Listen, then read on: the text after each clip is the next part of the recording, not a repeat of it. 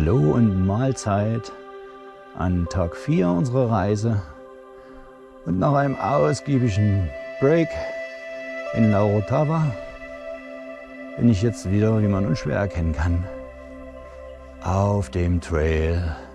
Tat gut, Dusche, Zimmer, sehr, sehr hübsch, war tippitoppi. Ich fühle mich wohlgenährt und etwas erholt. Jetzt geht's wieder auf den CST erst einmal. Was das für ein Trail ist, bin ich bis jetzt noch nicht dahinter gekommen. Der geht auf jeden Fall von Santa Cruz nach Santiago. Ist aber irgendwie nirgendwo erwähnt. Zumindest habe ich jetzt auf die Schnelle beim Googlen hier unterwegs nicht viel entdecken können zu diesem CST. Der ist aber eingezeichnet. Ja, und dann schließe ich nachher bei 1200 Metern wieder auf den GR 131 auf. Oh, und dann ist das Tagwerk heute, hoch an den Rand der Caldera zu kommen. Und alles darüber hinaus wäre natürlich bombastisch, ist aber nicht Ziel des Tages. So, schlussendlich habe ich es wieder auf den GR 131 geschafft. Kurzes Päuschen, weil es hier so schön ist. Und dann geht es weiter hoch. Manchmal muss man den Weg hier echt mögen.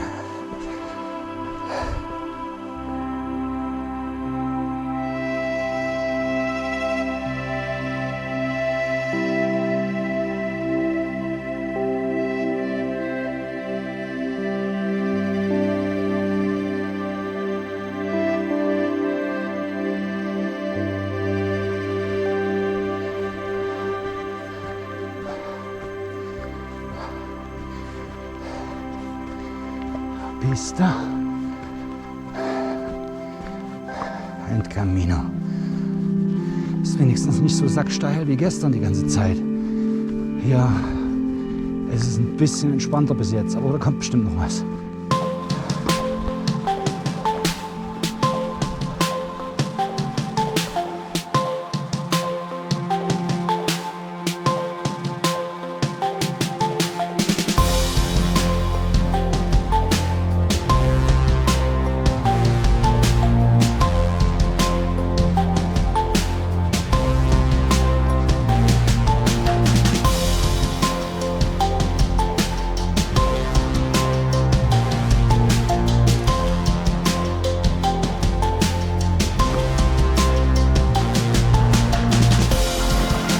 Wasserleitungen. So werden die Städte an den Küsten mit Wasser versorgt. Sieht man hier überall. Und relativ modern. Ne? Unter dem Betonschutzkanal liegt eben doch ein relativ robustes Rohr, was auch immer das ist. So ein Faserkunststoff. Hier ist Lava. Jawohl. Jetzt wird es doch wieder ein bisschen sacksteil.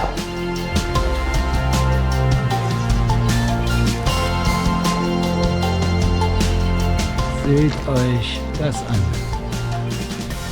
Das ist eine Art Lavafluss. Wieder mal. Aber der ist ja riesig. Irre. Kommt natürlich irgendwo von da oben, von Pico del Teide, und hat sich hier so durchgeätzt. Wahnsinn. Also ich habe sowas ja noch nie gesehen.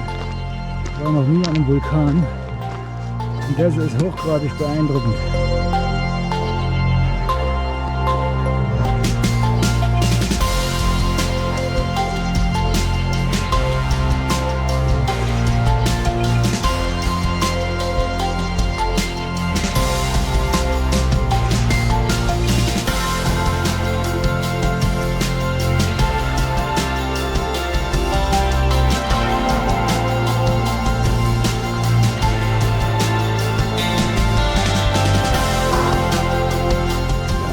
So einen Lavafluss queren. Das wird interessant.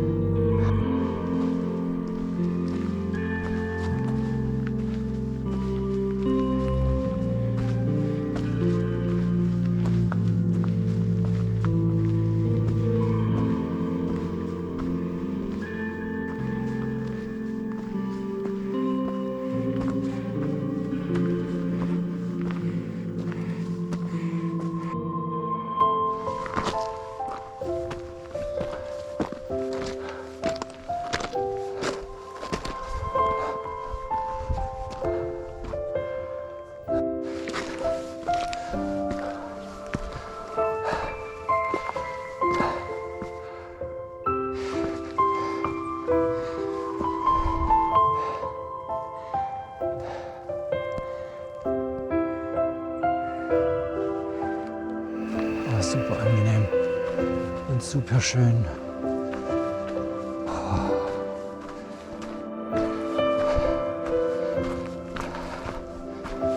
Oh. Oh. Okay.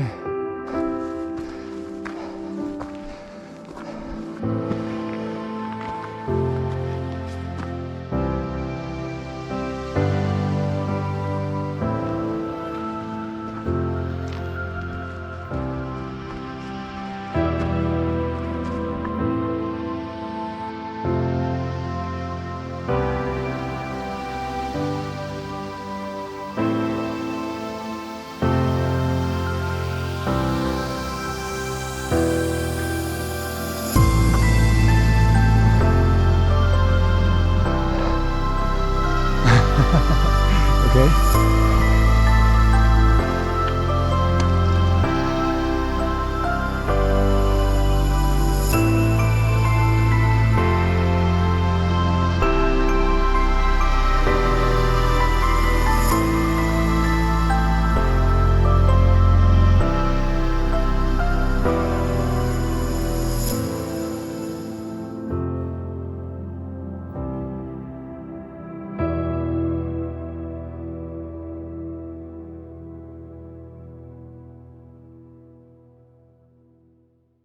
Guten Morgen an Tag 5 meines Teneriffa-Trekking. Ich mache mich jetzt auf, das letzte Stückchen zu El Portillo oder nach El Portillo zu machen, dem Tor in die Las Cañadas, die Caldera denn schlussendlich. Die GoPro verweigert erstmal ihre Zusammenarbeit. Mein Handy hat auch die Nacht nur ganz beschissen geladen, also ganz langsam, hat gemeckert.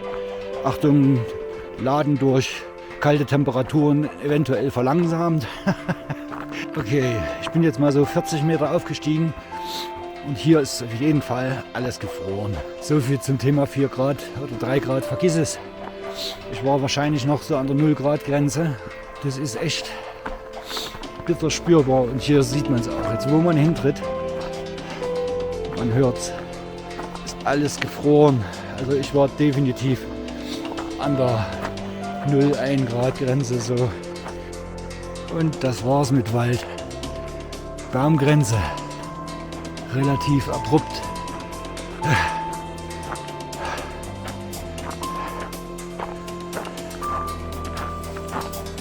Ich sehe nicht mehr einen Weg vor lauter Sonne.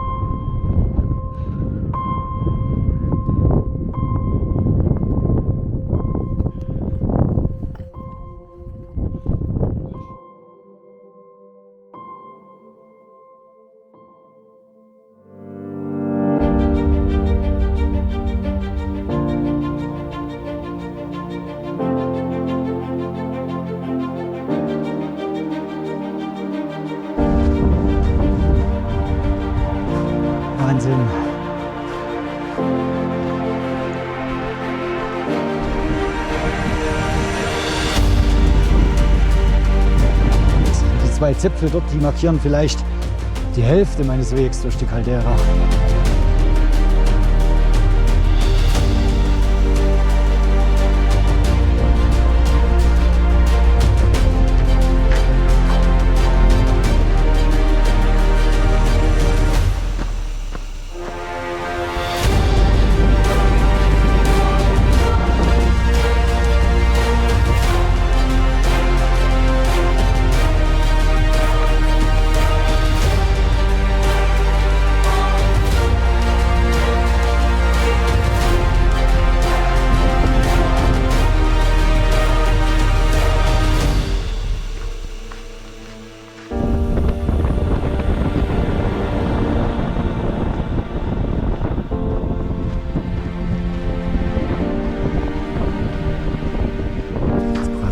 Doch schon ein bisschen. Der Wind ist immer noch eiskalt.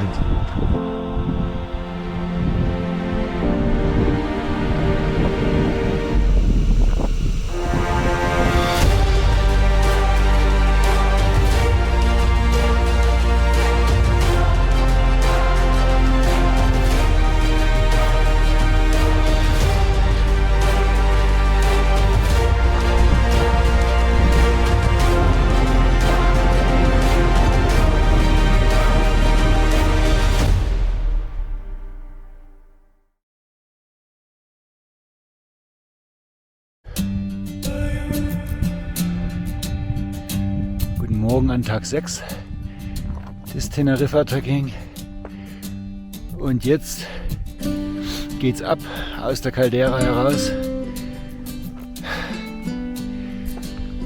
hier hinauf zum und Schwenk Guajara, schön angestrahlt von der Sonne, wunderschön, aber das täuscht. Es hat ja noch Minusgrade, meine Hände sind total erfroren, aber meine Handschuhe sind vom Zeltabbau mit Eis und Wasser kontaminiert, die kann ich vergessen. Ja, einmal den Zirkel rum und jetzt hinauf.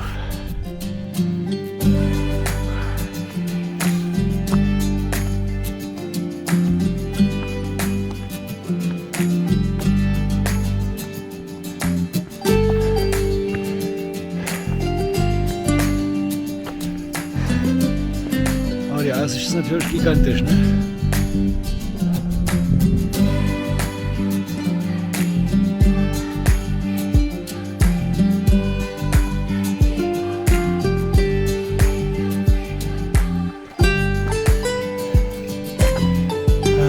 Sind da.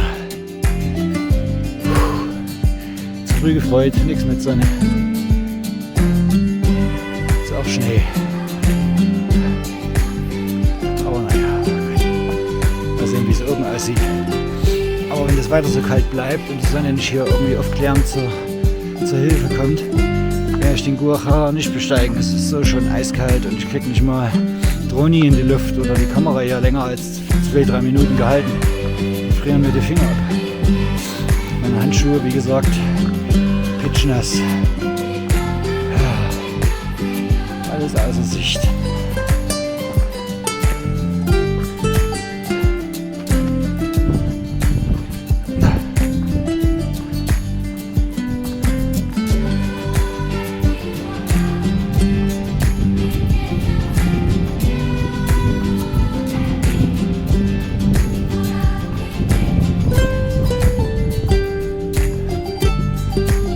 Von der Caldera.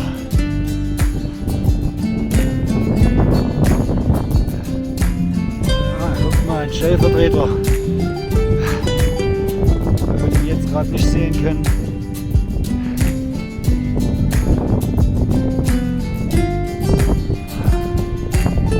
Eiskalt.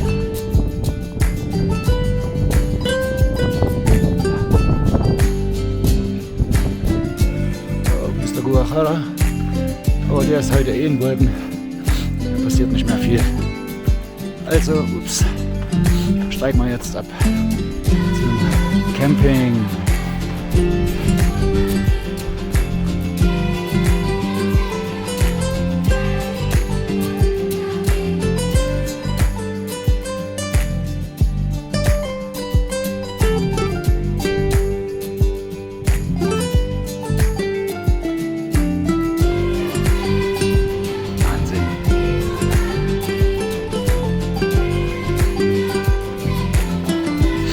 Vorsicht.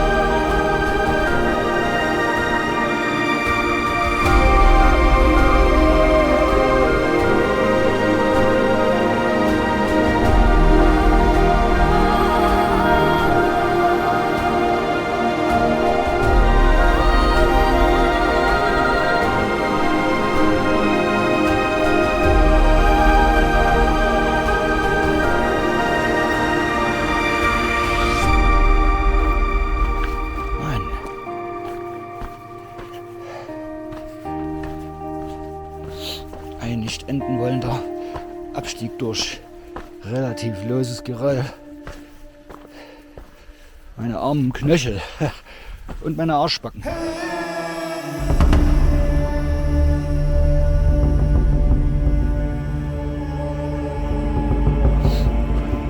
Oh. What the...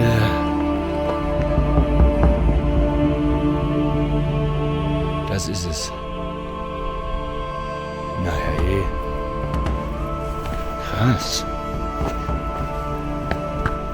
Was ist denn das?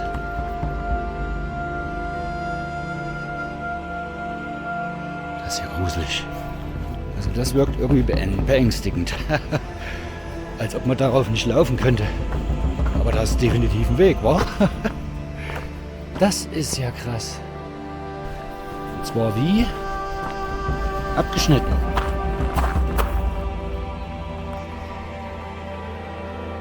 Seltsame Geschichte.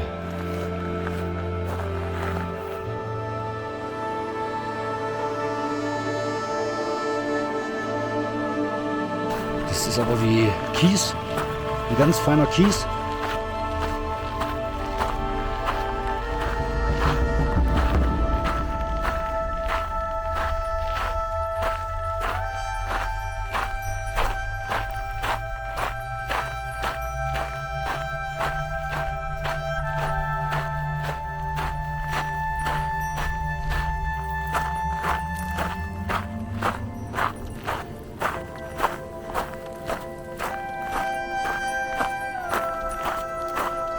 Absoluter Hammer.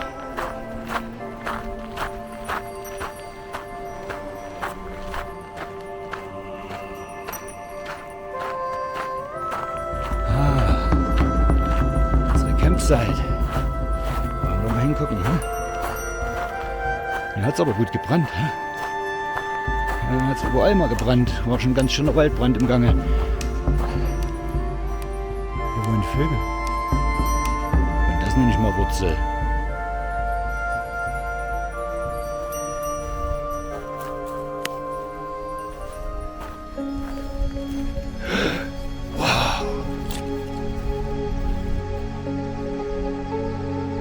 Alter Gesangsverein, da geht's runter.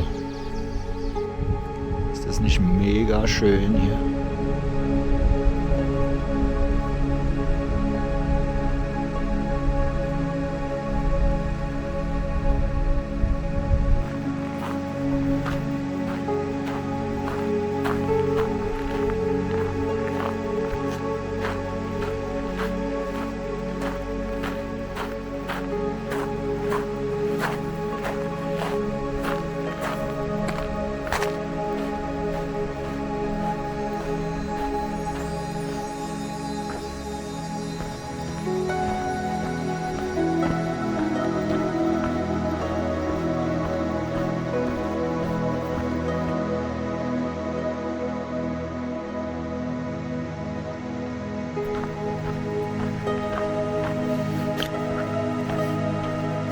Hier ist eine Hütte irgendwie.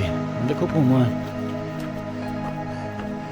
Cool, ich glaube, das ist gar keine Hütte in diesem Sinne, sondern eine Kurve. Eine Höhle. Ist ja verrückt. Okay, Grillplatz. Definitiv.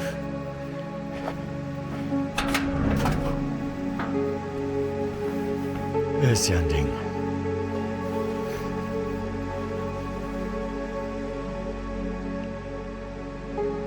Das ist richtig Shelter.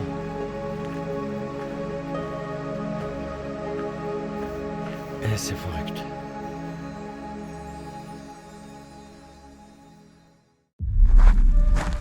Da ich ja nun so gut wie durch Teneriffa durch bin, auf meinem ursprünglich geplanten Weg, teilweise GR 131, teilweise oben im Anaga, teilweise ein paar Freestyle-Sachen, wird es Zeit mal für ein kleines Fazit, denke ich. Ich habe schon so einiges an Trekkings gemacht und eins muss ich Teneriffa definitiv lassen. Es ist so irrsinnig abwechslungsreich und ich habe so vieles, das weiß ich schon, so vieles nicht gesehen, dass es schon deswegen alleine lohnt, wieder hierher zu kommen. Es gibt noch so viel zu sehen hier, da bin ich mir absolut sicher. Und es gibt so viele Plätze, auf die ich mich freue, die mal wieder zu sehen. Das ist, man mag es kaum glauben, aber ich würde jetzt schon gerne wieder im Anaga sein. Kurzum, es war eine fantastische Reise. Ich bin jetzt 5 Kilometer von Via Flor entfernt. Teneriffa ist der Hammer. Es ist der absolute Burner. Abwechslungsreich, herausfordernd. Teilweise wirklich sackschwierig zu gehen, je nachdem, wo du dich natürlich bewegst. Es gibt hier natürlich genauso gut ganz entspannte Casual-Wanderwege, die wirklich jeder mit einem leichten Tagesrucksack und einer Regenjacke machen kann. Ich empfehle hier immer auf jeden Fall ein Handy mitzunehmen. Empfang ist eigentlich zur Not immer und überall. Das war auch sehr erstaunlich. Die Abdeckung ist sehr, sehr gut. Das Trailnetz ist extrem gepflegt. Die Tenerife kümmern sich hier ganz liebevoll um diese Wege. Extrem geil ausgeschildert, gut markiert und überall, wie man auch hier gerade erkennen kann, gesäumt mit irgendwas. Ne? Jetzt in dem Fall Steine. Irrsinnige Arbeit, die hier reingesteckt wurde. Also hier kommt wirklich jeder Wanderfreak auf seine Kosten und eins kann ich jedem versichern. Eine solche Abwechslung auf so engem Raum wie hier. Wir reden hier von etwa 130 Kilometern zu laufen. So viel Abwechslung kriegst du nirgendwo wieder. Definitiv nicht. Das ist der Hammer. Über Wüste, sacksteiles Gebirge, Pinienwälder, Regenwald. You name it, you get it. Das ist kein Problem. Absoluter Hammer. Ich bin verliebt. So viel steht fest. Okay, das ist so viel zu meinem Fazit. Ich hoffe, ihr könnt mir das nachvollziehen am Ende des Videos hier. Und ich hoffe, ich konnte den einen oder anderen von euch vielleicht neugierig machen und für einen Besuch hier auf der größten der Kanarischen Inseln begeistern. Bombe!